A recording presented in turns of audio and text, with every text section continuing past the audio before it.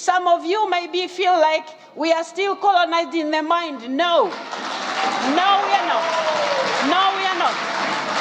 So please, let's respect each other. I'm doing the best that I can, and that is exactly what I'll do. Wengine wenu mnajihisi kama bado tunatawaliwa kifikra. Hapana, hatuko hivyo tena. Tafadhali tuheshimiane. Nimekuwa nikifanya kadri ya uwezo wangu, na ndivyo nitakavyofanya siku zote. Hiyo ndio ahadi yangu kwenu. Nitazidi kufanya hivyo. Asanteni sana. Ni sauti ya Spika wa Bunge la Tanzania, Dr. Tulia Ackson, akiunguruma kama simba. Na hapa akiwa na cheo kingine kabisa. Rais wa 31 wa Umoja wa Mabunge Duniani, IPU. Kwa nini Dr. Tulia alizungumza kwa cheche kali hivi? Ni kwa sababu baadhi ya wajumbe wa bunge hilo walihoji kwa nini alikutana na Rais Vladimir Putin huko Urusi na sio rais wa Ukraine Volodymyr Zelensky, pamoja na maswali mengine ya kukera. Hapa ndipo alipowaonesha kuwa hakuchaguliwa kuwa rais wa bunge hilo kwa bahati mbaya, bali anajua haswa kile anachokifanya. Maneno yake yamewakosha wengi. Na haya yote Dr. Tulia Ackson aliyasema katika kikao cha IPU ambacho kilifanyika Jumatatu hii ya tarehe 14 Oktoba. Na huenda umekutana na video hii sehemu nyingi. Nitakuwekea video hii nzima akizungumza, lakini kwanza ni kutafsiria kwa Kiswahili chote alichozungumza. Waheshimiwa wenzangu, swali liliulizwa na Iraq kuhusu ripoti niliyowasilisha, na Iraq ilikuwa ikijiuliza kwa nini nilitembelea Urusi katika muktadha wa vita vya Ukraine na si Gaza. Ningependa kumfahamisha mwenzangu kuwa mnamo Novemba mwaka jana nilitembelea Palestina na pia nilitembelea Israel. Na nilikutana na viongozi. Na hiyo ilikuwa ni ziara yangu ya kwanza baada ya kuwa rais mwezi Oktoba. Kwa hivyo sio kama nimepuuza kile kinachoendelea Mashariki ya Kati, kinachoendelea Lebanon, Gaza na kilichotokea Israel. Ninachukulia migogoro yote kwa njia ile ile. Pia unaweza kutaka kutambua kuwa migogoro tunayozungumzia huko Mashariki ya Kati, vita tunavyozungumzia vya Ukraine, sio migogoro pekee inayozingatiwa na IPU. Tunajali kile kinachoendelea Yemen, kinachoendelea Syria, kinachoendelea Sudan na kinachoendelea Afrika Magharibi. Tunajali pia kuhusu kinachoendelea DRC. Lithuania iliuliza maswali maalumu. Nani alinipa mamlaka ya kutembelea Urusi? Kwa nini si Ukraine kwanza? Barua zilitumwa waheshimiwa. Barua hizo zilikuwa wazi kabisa, zilieleza kila kitu, na kama mnahitaji nakala za barua hizo, maana hazina siri, mnaweza kuzipata. Barua zilitumwa kwa wenzetu huko Ukraine na barua zilitumwa kwa wenzetu huko Urusi. Ziara yangu ilikuwa ianze Ukraine, lakini Ukraine ilijibu kuwa tarehe ambazo tulikuwa tayari kuwatembelea Bwana Zelensky na Bwana Spika wangekuwa New York kwa ajili ya mkutano wa NATO. Je, ningewazuia? Hapana, haingekuwa busara. Kwa vyovyote vile sikuwa na nguvu hizo kwa sababu mkutano wa BRICS ulikuwa unafanyika. Je, ningekataa kwenda Urusi kwa sababu Ukraine haikuwa tayari kunipokea kwa wakati? Hapana, kwa sababu IPU inasimamia mazungumzo.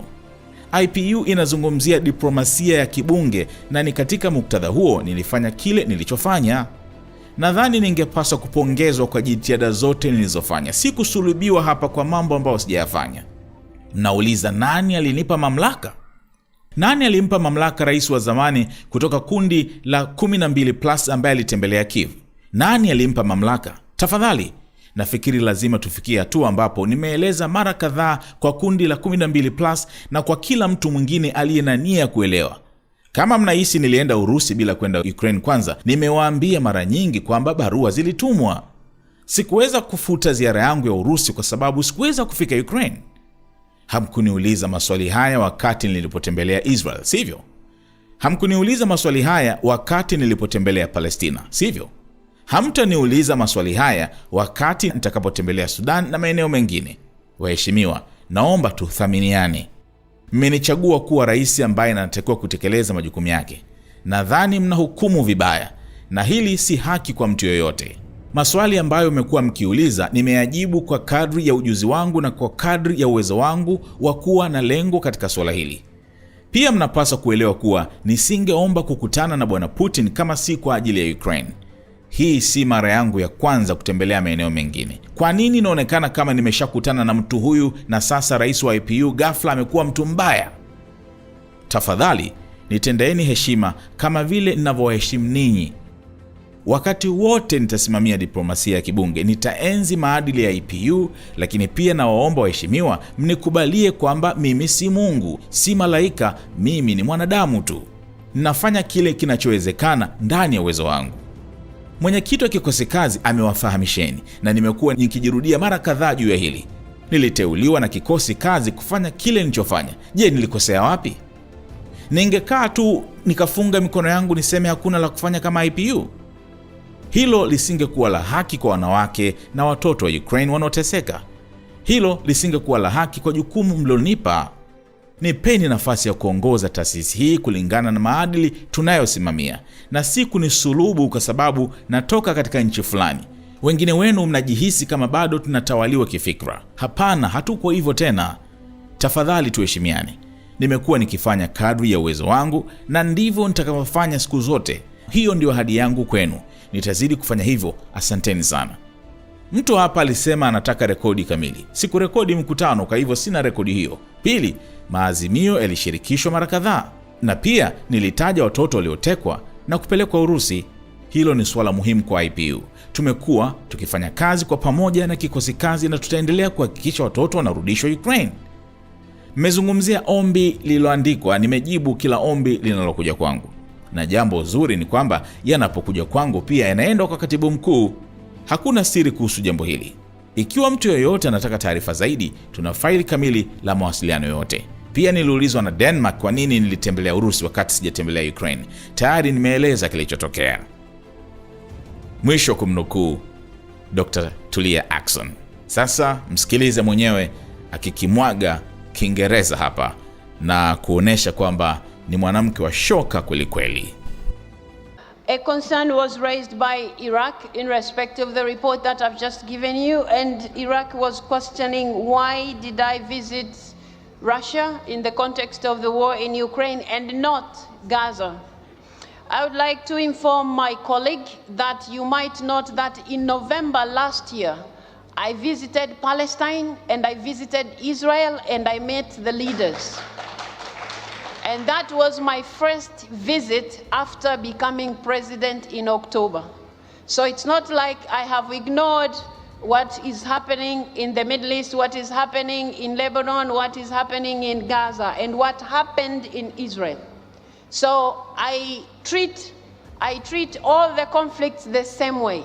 And you might also want to note the conflicts that we are talking about in the Middle East, the war that we are talking about in Ukraine, they are not the only conflicts that IPU is looking at. We are concerned about what is happening in Yemen. We are concerned about what is happening in Syria. We are concerned about what is happening in Sudan. We are concerned about what is happening in West Africa. We are concerned about what is happening in DRC. Lithuania asked specific questions. Who mandated you to visit Russia? Why not Ukraine first? The letters were sent out, dear colleagues. The letters were sent very explicitly. They explained, and if you need copies of those letters because they are not secrets, you can always have copies. Letters were sent to our counterparts in Ukraine. Letters were sent to our counterparts in Russia. My visit was to begin with Ukraine.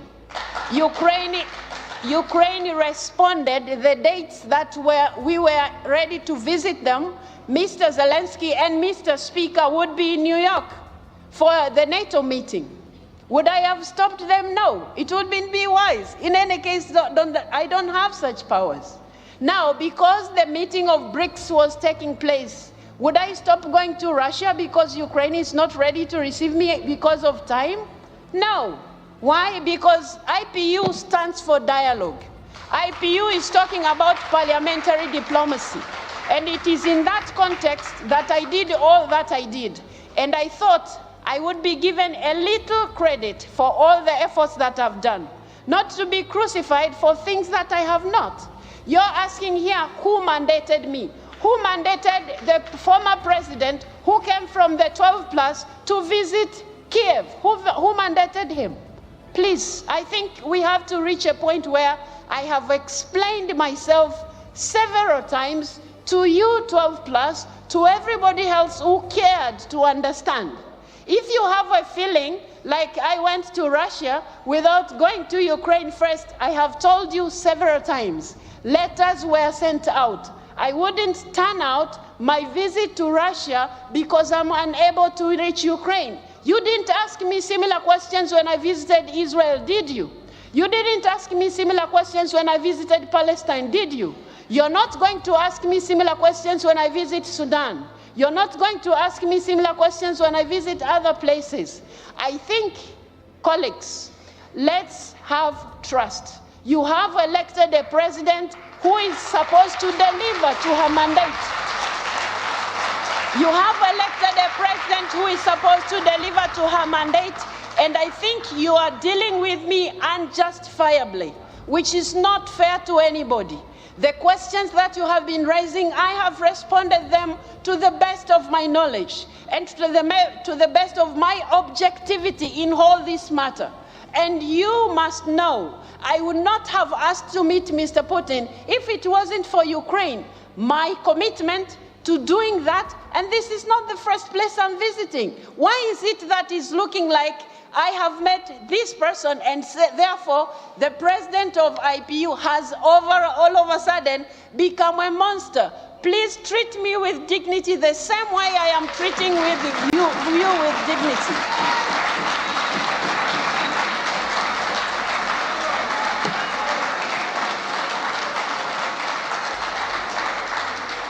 I will at all times advance parliamentary diplomacy. I will at all times give respect to the ideals of IPU, but I request you members to also accept I'm not God, I'm not an angel, I'm only human, I'm doing what is possible within my powers. The president of the task force has just informed you, and I have been repeating myself in this respect. I was requested by the task force to do what I did. What did I do wrong? I was supposed to sit back and tie my hands and say there's nothing we can do as IPU. That will not be doing justice to the women and children of Ukraine who are suffering. That wouldn't be fair to the mandate that you have given me. Give me a chance to lead this institution according to the ideals that we stand for. Not to crucify me just because I come from some country. Some of you maybe feel like we are still colonized in the mind. No. No, we are not. No, we are not. So please, let's respect each other. I'm doing the best that I can, and that is exactly what I'll do. That is my commitment to you. I will keep doing that. Thank you very much.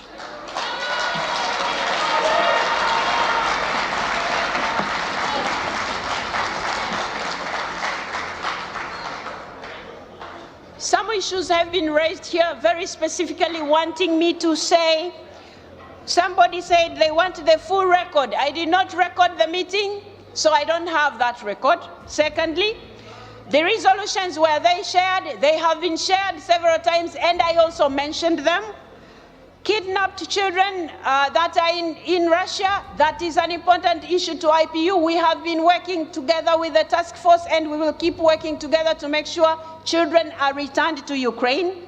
You have talked about written requests. I have responded to every request that comes to me. The good thing is when they come to me, they go to the Secretary General as well. There is no secret about this thing. If anybody wants more information, we have a whole file of all the communications. On the other hand, I have been asked here, Denmark asked me why I visited Russia while I haven't visited Ukraine. I have already expressed what actually happened. I believe, dear colleagues, this explanation puts at rest this matter so that you let me lead the institution you entrusted me to. Wateja wako watarajiwa wanaangalia video hii.